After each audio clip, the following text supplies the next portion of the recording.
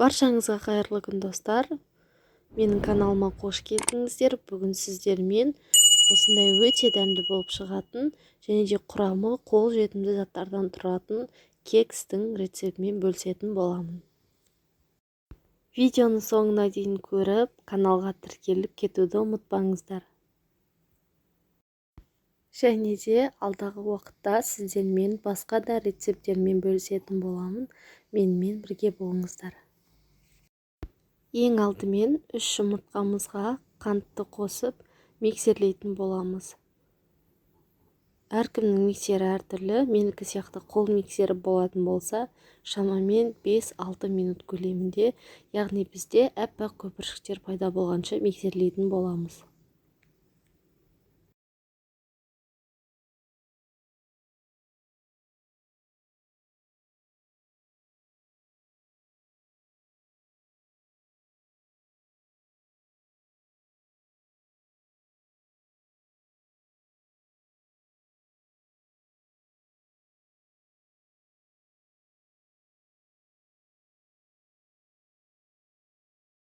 Келесі кезекте біз осы массамызға сүтімізді және де сұйық майды құямыз.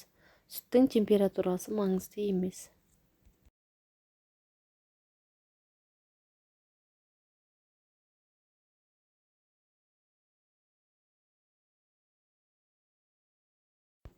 Келесі біз ұн қосатын боламыз. Ұнды бірнеше бөліктерге бөле отырып қосамыз.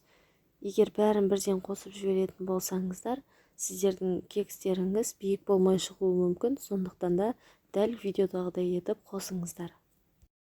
Енді ең соңында біз разрыхлитель қосатын боламыз. Разрыхлительді ұнға қосып, яғни араластырып қоссаңыздар болады, немесе осылай ең соңында бірге қосып жіберсеңіздер болады.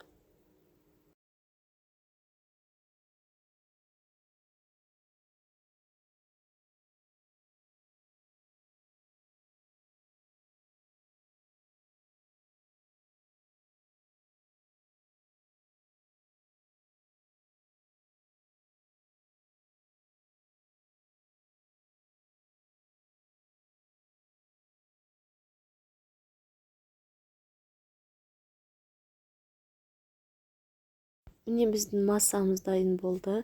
Енді осы массаны екіге бірдей бөліп, біреуіне какао қосып араластыратын боламыз. 2 ас қасық какао ұнтағын қосып, барлығын біркелкі масса болғанша араластыратын боламыз.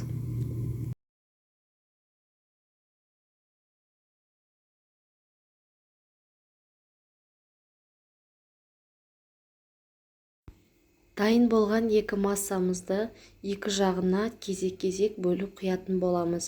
Яғни бір жағында какао қосылған массамыз, ал екінші жағында какао қосылмаған массамызды орналастыратын боламыз.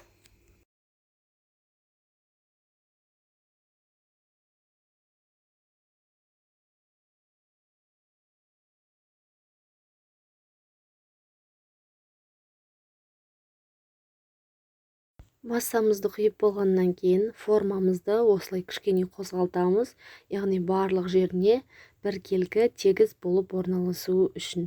Бетіне кез келген нәрсе, яғни қолдансаңыздар болады. Мен мейіз және де жаңғақ қолдандым. Кексімізді қызып тұрған пеште 180 градуста 40-45 минут аралығында пісіріп алдым. Беті қызарғаннан кейін ала берсеңіздер болады, немесе шпажканың көмегімен тексеріп көріңіздер. Шпажкаңыз құрғақ болса, демек барлық жері пісті деген сөз. Біздің кексіміз осындай өте биік және де дәмді болып шықты. Сіздерге де жасап көруге кеңес беремін. Каналға тіркеліп, лайк басуды ұмытпаңыздар.